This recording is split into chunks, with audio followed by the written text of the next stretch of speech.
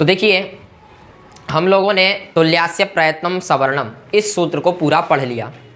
तो आज जो है हम लोग अणुदित सवर्णस्य चा प्रत्ययः इस सूत्र को पढ़ेंगे, ठीक है ना। देखिए जो सूत्र था आपका तुल्यास्य प्रयत्नम सवर्णम, वहाँ भी सवर्ण है और इस सूत्र में भी देखिए सवर्ण है कि नहीं। कोई यदि आपसे पूछे कि भाई इन दोनों सूत्रों में क्या अंतर है, तो आप उसको कहिए सबसे पहला अंतर यह है कि जो तुल्यास्य प्रयत्नम सवर्णम इस सूत्र में सवर्णम है वह प्रथमांत है। वह क्या है? उसमें प्रथमा विभक्ति लगी है। और कहिए जो अणुदित सवर्णस्य प्रत्यय में सवर्ण है वह षष्ठ्यंत है। वह कैसा है? यहाँ षष्ठी विभक्ति है। ये हुआ पहला भेद, ठीक है। और दूसरा भेद यह कि जो तुल्यास्य प्रयत्नम सवर्णम में सवर्ण है वो सवर्ण संज्ञा है। सवर्ण क्या है? संज्ञा। और अणुदित सवर्णस्य प्रत्यय में सवर्णस्य है ये संगी है। ये क्या है? संगी। ये हुए दो भेद। और फिर आप कहिए उसके बाद कि जो तुल्यास्य प्रयत्नम सवर्णम सूत्र है वो सवर्ण संज्ञा करता है। क्या करता है? सवर्ण संज्ञा करता है। और ये जो अणुदित सवर्णस्य प्रत्यय यह सूत्र है ये सवर्ण का ग्राहक सूत्र है। कैसा सूत्र है? सवर्ण का ग्राहक। उसी का पर्यायवाची शब्द है बोधक, ठीक है। चाहे आप सवर्ण का ग्राहक कहिए चाहे सवर्ण का बोधक कहिए, ठीक है। तो इन भेदों को ध्यान रखिएगा। ये जो सूत्र है सवर्ण का ग्राहक सूत्र है, ठीक है। अब देखिए इस सूत्र को हम लोगों को समझना है, ठीक है ना। और इसमें से हम लोग क्या जानते हैं? सवर्णस्य जानते हैं, क्योंकि हम लोग सवर्ण संज्ञा पीछे बना चुके हैं, समझ चुके हैं, ठीक है। तो तुल्यास्य प्रयत्नम सवर्णम में हम लोग सवर्ण समझ चुके हैं। सवर्ण क्या है? तो तालवाद स्थान इत्यादि हम लोगों ने वहाँ समझा कि इसको सवर्ण कहते हैं, ठीक है ना। तो इस सूत्र में हम लोग सवर्णस्य को जानते हैं। अब हमको क्या क्या समझना है? अण समझना है और उदित समझना है। क्या समझना है? अण और उदित। तो हम लोग अण को भी जानते हैं। इस सूत्र में जो अण है वो अण प्रत्याहार है। क्या है? अण प्रत्याहार, ठीक है ना। अब देखिए ये जो अण प्रत्याहार है ये दो बनते हैं। अण प्रत्याहार कितने बनते हैं? दो। एक तो आ ई उण के णा तक जाता है अण का, और एक जाता है लण के णा तक जिसमें 14 अक्षर आते हैं। कितने अक्षर आते हैं? 14।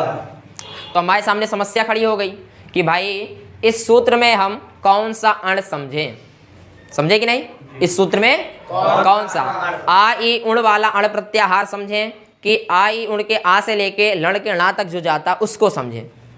तो उसी का जो है वरदराज भट्टाचार्य जी ने स्पष्टीकरण कर दिया है। यहाँ पर देखिए लिखा है अत्रैवाण परेण णकारेण। क्या लिखा है? अत्रैवाण परेण णकारेण। अत्रय मतलब इस सूत्र में जो अण प्रत्याहार बनेगा वो पर तक बनेगा। मतलब पर का अर्थात होता है बाद। तो बाद वाला अण कहाँ पर है? लण में, ठीक है ना। तो जब आप अण प्रत्याहार बनाओगे तो इस सूत्र में जो अण बनेगा वो पर तक जाएगा, अर्थात लण के णा तक बनेगा। 14 अक्षर आएंगे। इस सूत्र के अतिरिक्त आप कहीं भी अण प्रत्याहार यदि बनाते हैं तो वहाँ अण में आपके आ ई उ ये 3 अक्षर आएंगे। यदि आप इस सूत्र में बनाते हैं तो आपको पर तक ले जाना है।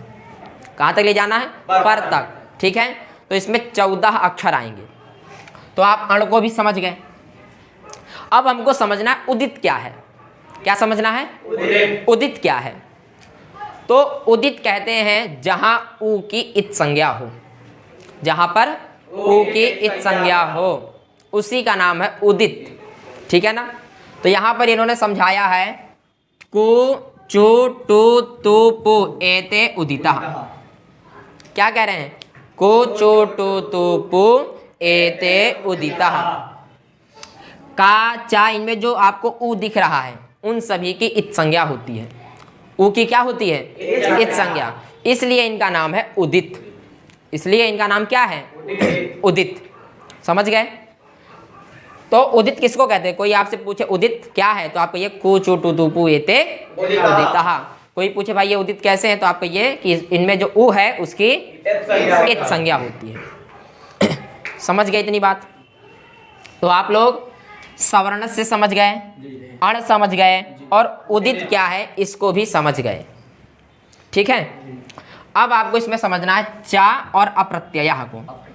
किसको समझना है? चा को और अप्रत्यय को। ठीक है ना। देखिए यहाँ जो चा है, चा का अर्थ है भिन्न क्रम। चा का अर्थ क्या है? भिन्न क्रम। चा का अर्थ है भिन्न क्रम। भिन्न भिन्न क्रम का अर्थ है कि वो जहाँ उसको रखा गया है वहाँ ना रहकर वो किसी दूसरे के साथ रहता है, उसी को कहते हैं भिन्न क्रम। ठीक है, तो ये जो चा है इसका अन्वय किसके साथ होगा? उदित के साथ होगा। चा का अन्वय किसके साथ होगा? ठीक है, उदित के साथ होगा। इसलिए चा यहाँ पर भिन्न क्रम है। भिन्न क्रम का अर्थ है जिसको जहाँ रखा गया हो वहाँ से हटकर किसी दूसरे के साथ उसका अन्वय हो, उसको क्या कहते हैं? भिन्न क्रम। उसको कहते हैं भिन्न क्रम। तो इस सूत्र में जो चा है वह भिन्न क्रम है। ठीक है, तो चा का अन्वय किसके साथ में होगा? उदित। उदित के साथ में, अण के साथ में नहीं होगा, उदित के साथ में होगा। अच्छा, मान लीजिए कोई आगे बैठा है, क्लास में कोई आगे बैठा है और हमने उसको उठाया पीछे बैठा दिया, तो ये बात तो निश्चित है कोई ना कोई कारण तो है कि हमने उसको पीछे बैठाया। तो उसी तरह यहाँ चा का अन्वय हमने उदित के साथ किया तो कोई ना कोई कारण है। हैं? चा को हमने यहाँ भिन्न क्रम समझा तो उसका कोई ना कोई कारण है, हेतु है। तो कह रहे हैं चा इस सूत्र में इसलिए रखा गया है ताकि ये जो अप्रत्यय है, जो अप्रत्यय है इसका अन्वय अण के साथ में हो। इसका अन्वय किसके साथ में हो? इसीलिए चा को रखा गया है। यदि चा ना रखते तो जो अप्रत्यय ये पद है इसका अन्वय अण के साथ नहीं हो पाता, इसीलिए यहाँ चा को रखना पड़ा। ठीक है, और चा कैसा? भिन्न क्रम है। और चा का अन्वय किसके साथ होगा? उदित के साथ। और अप्रत्यय का अन्वय किसके साथ होगा? अण। कैसे पता चला? तो चा के रखने से हमको पता चला कि अप्रत्यय का अन्वय किसके साथ होगा? अण के साथ होगा, उदित के साथ नहीं होगा। ये किसके द्वारा पता चला? चा के द्वारा। ठीक है, देखिए वही वृत्ति में लिख रहे हैं, वही वृत्ति में लिख रहे हैं। बात समझे कि नहीं? देखिए मैंने आपको क्या बताया, चा का अन्वय किसके साथ होगा? तो यहाँ देखिए उदित, फिर यहाँ चा कह दिए, कह दिए कि नहीं? क्या बोले? उदित चा। तो चा का अन्वय किसके साथ हुआ? उदित के साथ। और अप्रत्यय का अन्वय किसके साथ हुआ? अण के साथ। ठीक है, और अप्रत्यय को इन्होंने अविधीयमान कहा। अविधीयमान अण के साथ अन्वय हुआ कि नहीं? अविधीयमान अण। ठीक है, वृत्ति में भी वही लिख रहे हैं जो मैंने आपको बताया। समझ गए? अब हमको समझना है कि अप्रत्यय क्या है। हम अण समझ गए, उदित समझ गए और सवर्णस्य को पहले से ही जानते हैं। ठीक है, और चा के बारे में भी समझे भाई चा क्यों रखा गया है, तो भिन्न क्रम के लिए रखा गया है। ठीक है, अब हमको समझना है कि अप्रत्यय क्या है। ठीक है, तो अप्रत्यय को समझने के लिए हमको प्रत्यय समझना पड़ेगा। क्या समझना पड़ेगा? प्रत्यय। तो यदि सामान्य रूप से देखें तो प्रत्यय किसको कहते हैं? सु, औजस, तिप्तस, जी, ये सब प्रत्यय हैं। लेकिन यहाँ पर ऐसे प्रत्यय नहीं लेने हैं, यहाँ पर ऐसे प्रत्यय नहीं लेना है। तो उसी को वरराज भट्टाचार्य जी स्पष्ट कर रहे हैं। कह रहे हैं प्रत्यय का अर्थ क्या है? प्रतीयते इति प्रत्ययः। क्या कह रहे हैं? प्रत्ययः। प्रतीयते इति प्रत्ययः। जो प्रतीयते है उसी का नाम प्रत्यय होता है। अच्छा भाई, प्रतीयते क्या होता है? तो उसी के पर्यायवाची शब्द उन्होंने आगे लिखा, विधीयता। प्रतीयते का पर्यायवाची शब्द क्या है? विधीयता। ये प्रतीयते का पर्यायवाची शब्द। विधीयता का अर्थ है जिसका विधान हो, जिसका विधान हो उसी को प्रत्यय कहते हैं। यहाँ पर प्रत्यय से आपको सु, औजस, तिप्तस, जे इन सबको नहीं समझना है। यहाँ आपको प्रत्यय से क्या समझना है? जो विधान, जिसका विधान हो वही प्रत्यय। जो जिसके प्रतीयते का नाम ही प्रत्यय है। प्रतीयते अर्थात विधीयता, जिसका विधान हो वही क्या है? प्रत्यय है। जैसे आप जब आप अच संधि पढ़ेंगे तो वहाँ एक सूत्र आएगा, इको यणचि। क्या सूत्र आएगा? इको यणचि। ये सूत्र क्या है, इक के स्थान पर यण लाता है। क्या करता है, इक के स्थान पर यण बैठाता है। तो यहाँ किसका विधान हो रहा है, इको यणचि में किसका विधान हो रहा है, यण का, क्योंकि भाई इक के स्थान पर यण आ रहा है ना, है कि नहीं। अभी सूत्र पढ़ोगे स्पष्ट होगा, यहाँ थोड़ा समझ लो, है ना। इक के स्थान पर यण का विधान होता है, अर्थात यण आदेश होता है, ठीक है। तो किसका विधान हो रहा है, यण का, तो यण प्रत्यय है।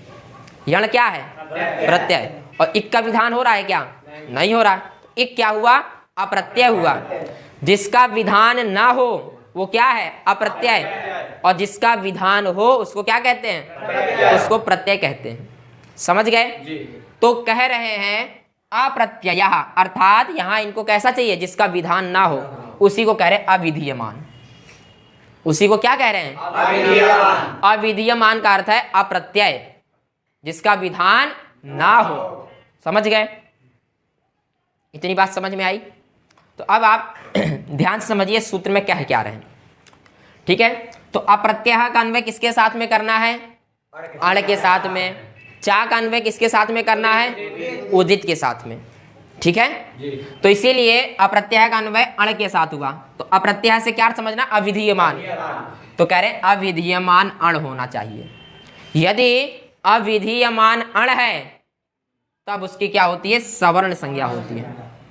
तब उसकी क्या होती है, ध्यान समझिए सूत्र को। यदि अविधीयमान अण है तो उस अण का क्या होगा, सवर्ण संज्ञा होगी। उस अण की कौन सी संज्ञा होगी, सवर्ण संज्ञा। और किसकी सवर्ण संज्ञा होगी, कह रहे हैं उदित की। किसकी, उदित की सवर्ण संज्ञा होगी। किसकी सवर्ण संज्ञा होगी, उदित, अर्थात कु चु टू तु कु। तो ध्यान रखिएगा, कभी भी कु अपने सवर्ण को ग्रहण नहीं, सवर्ण का बोधक नहीं होता है, ठीक है।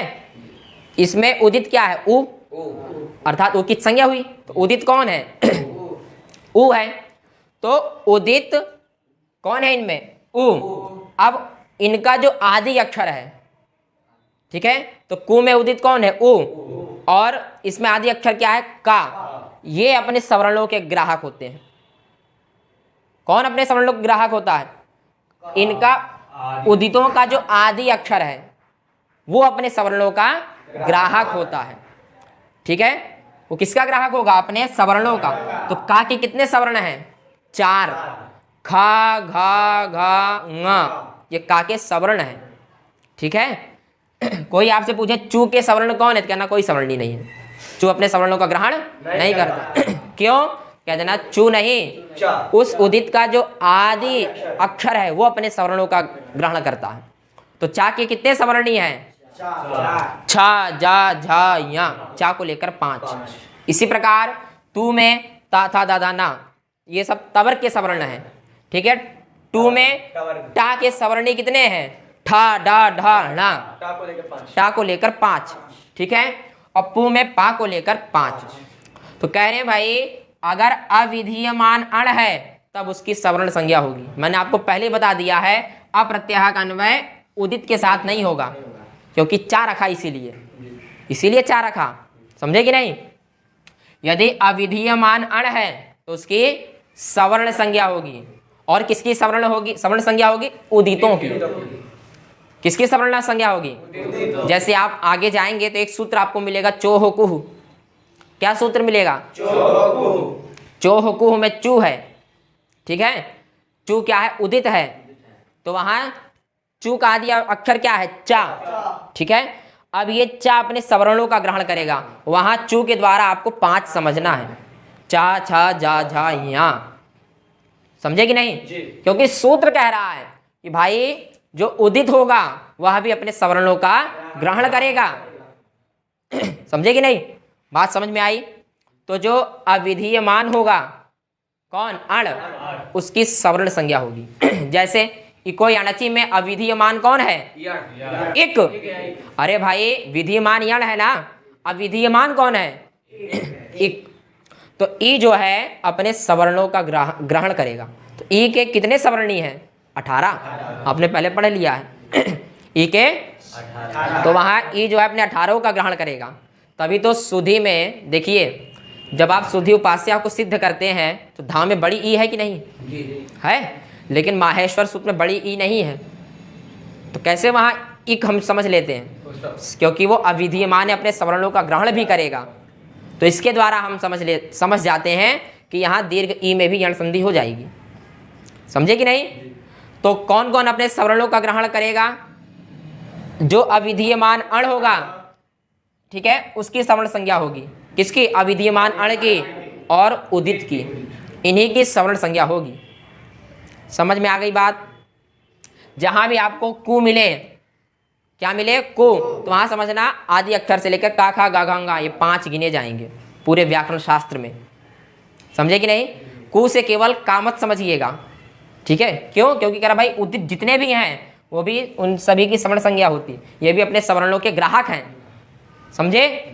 तो उदितों और जो अविधीयमान अण, ये सब सवर्ण संज्ञा, इनकी सवर्ण संज्ञा होती है। इतनी बात समझ में आई? अब आगे चलिए। तदेवं, इस प्रकार, आ के कितने भेद? अष्टादशानाम। आ की कितनी संज्ञाएं हैं? 18। आ के कितने भेद हैं? 18। आप पहले पढ़ चुके हैं, वही पुनः एक बार बता रहे हैं आपको।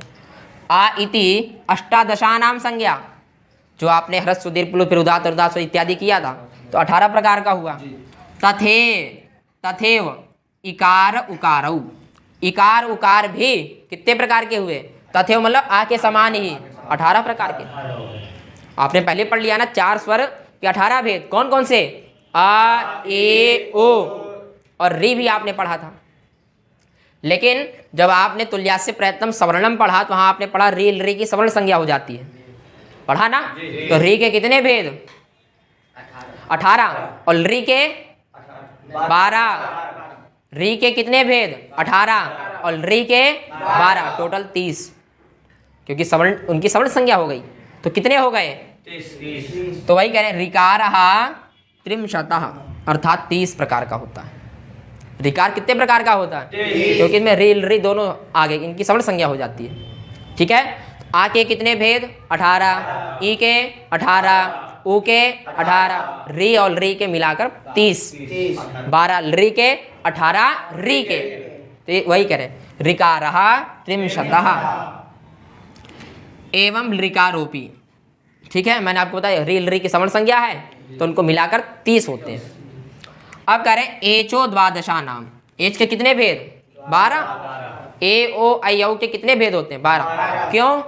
क्योंकि इनमें ह्रस्व नहीं होता, ह्रस्व का अभाव होता। ठीक है, अब देखिए आगे कह रहे हैं अनुनासिका ननुनासिक भेदेन यवला द्विधा। यवला अर्थात 3 अक्षर है, या, वा और ला। ये 2 प्रकार के होते हैं। कितने प्रकार के होते हैं?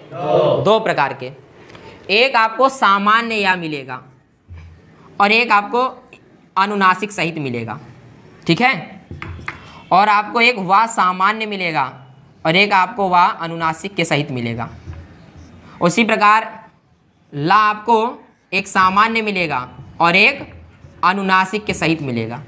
तो इन प्रकार से 2 प्रकार के हो गए कि नहीं? है कौन से भेद? अनुनासिक और अननुनासिक भेद के द्वारा।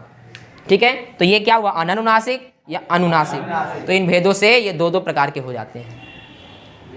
अगर इको यणची में यण का विधान नहीं करते तो यण भी अपने सवर्णों का ग्रहण करने लगता, और फिर या से 2 या समझे जाते, या और या।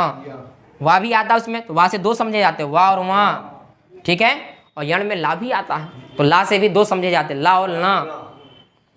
ठीक है, तो उनकी हमको सवर्ण संज्ञा नहीं करनी थी। समझे कि नहीं? तो उनके सवर्णी हुए कि नहीं? तो इनका भी ग्रहण हो जाता, लेकिन वहाँ उनको पांडित जी ने विधिमान कर दिया, तो अपने सवर्णों का ग्रहण वो नहीं। कौन अपने सवर्णों का ग्रहण करेगा? जो अविधीयमान हो, वही अब अविधीयमान अण होगा, वही अपने सवर्णों का ग्रहण करेगा। और कौन करेगा? उदित। जहां भी आपको कु दिखे समझ लेना है उदित है, कि अपने सवर्णों का ग्रहण करेगा। काखा गा घंगा चू दिखता है तो इसके आदि अक्षर से 4 समझना, चाचा जा जा, यहाँ समझ गए? तो वही आपको बता रहे हैं यवला द्विधा तेन अनुनासिक आस्ते द्वयोः संज्ञा। मैंने आपको बता दिया इनकी 2 संज्ञा हो जाती। किसके साथ? एक अनुनासिक के साथ, एक बिना मतलब बिना अनुनासिक, जिसको अनानुनासिक कहते हैं। तो इस प्रकार इनकी दो दो संज्ञाएं हो जाती। समझ गए? आज के लिए इतना ही।